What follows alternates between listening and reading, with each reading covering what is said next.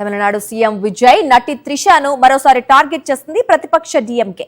స్వాతంత్ర వేడుకల్లో త్రిషకు ముందు వరుసలో సీటు కేటాయించడాన్ని తప్పుబడుతూ డీఎంకే అధికార పత్రిక మురసోలి ఘాటు విమర్శలు చేసింది.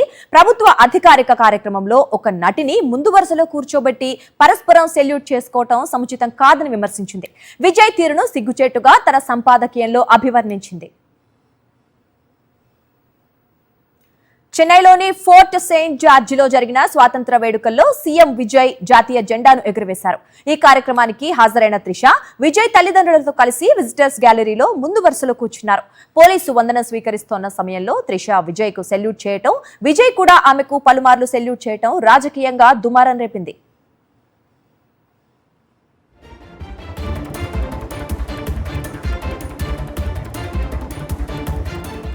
ఇక దీనిపై ముఖ్యమంత్రి విజయ్ ను తప్పుబట్టింది డీఎంకే పత్రిక మురసోలి.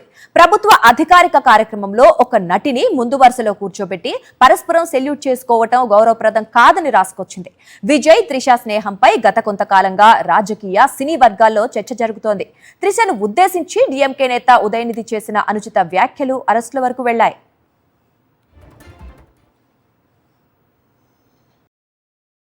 మరిన్ని అప్డేట్స్ కోసం ఛానల్ ను సబ్స్క్రైబ్ చేయండి. నోటిఫికేషన్స్ కోసం బెల్ ఐకాన్ పై క్లిక్ చేయండి.